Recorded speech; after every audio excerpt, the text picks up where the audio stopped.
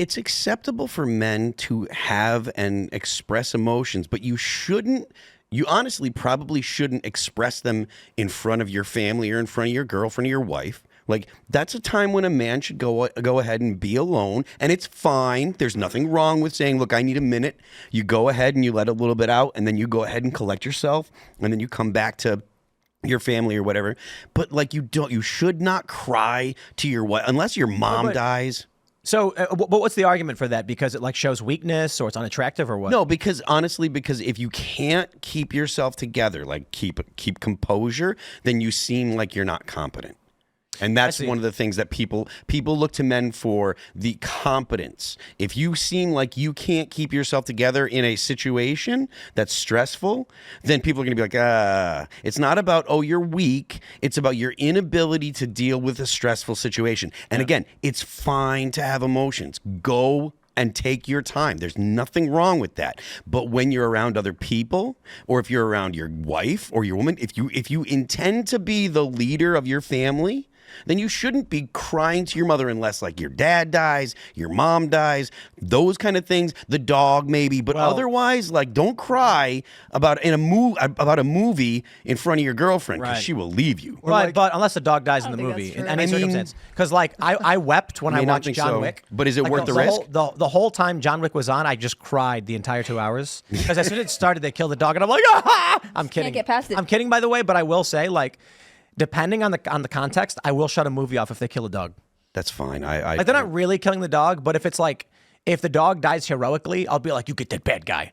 But if like they kill a dog, I'll be like, that's bad taste. Did you see Old Yeller? I've never seen it. I hear it was sad. Yeah, but Old Yeller is like, the dog had rabies. I didn't know that. And it's like, you have no choice. I think with crying, that's a like, sad story. If you cry, just let it happen. But if you go to someone else and be like, make me feel better, then you're coming off as really weak. Like, you've got to just let it happen. I think that there is like a point to, it's important for men to be able to express emotions and also regulate their emotions. Like, we all know guys who fly off the handle in anger, right? Yes. In publicly. And that's, to me, as bad as if you were constantly crying and falling apart. Like, there is a dignity in being able to control your emotions. And I will say, to Phil's point, like, if you're freaking out about every little thing to your like wife or girlfriend or whatever else, like, you constantly need your mom to call you, get support, like, yeah, that's not super attractive. But I do think that for women, like, if you are with a strong man and you are the only one who is privileged to the inner circle of his emotions, like, that is also a like position of honor in your relationship. The thing about this script, and if it's written by men to make fun of these men, then they're doing a great job.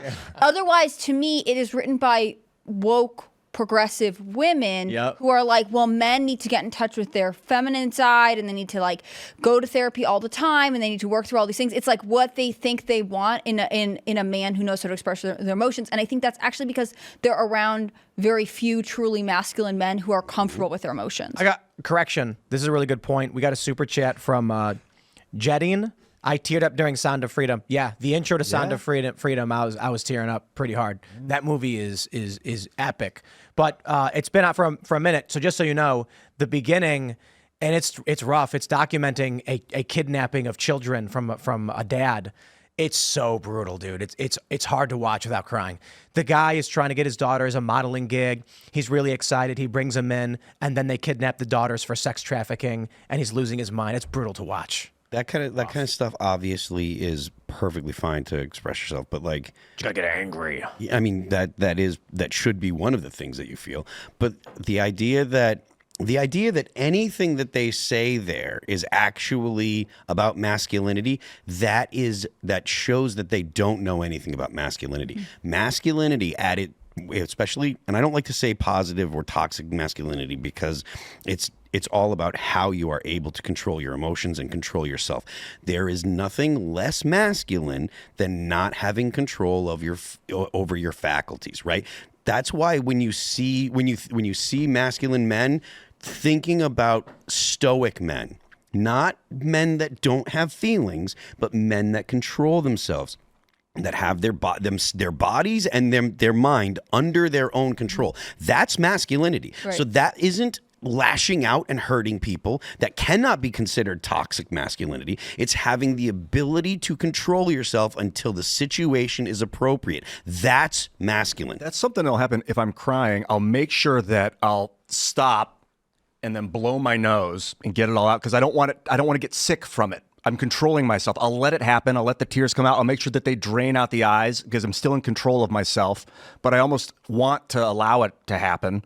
But then I'll make sure I fix my posture and blow all the crap out and clean my face so it doesn't get like oxidized because I'm in control. I got to be honest. I don't know that I cry enough to ever think about it that way. Yeah, I'm not trying to be funny. To be honest, I did not expect to be coming on this show to talk about men crying. Well, I'm about to cry. It's because you're not in touch with being a real man, and you're not going to vote for Kamala Harris. Look, you're over here crying when you put your cat down. Like you're obviously aware of this as a man. That was one time, and I remember I felt like, oh God, like, and I was with my wife and kids, and it like a tear just came out. And I think like one masculine tear. I get you. It came out like full flex on the way out. Sweat out the thing is, I think you have sons at all. Like I have 2 sons and 2 daughters. So there is a level of like you have to be an example of how to be able to be like, yes, this is a very sad moment. I just didn't think about it. I couldn't without also being like, I have flown off the handle and I can't control myself. But even to get past the crying part, right? Like the guy that's sloppy fat,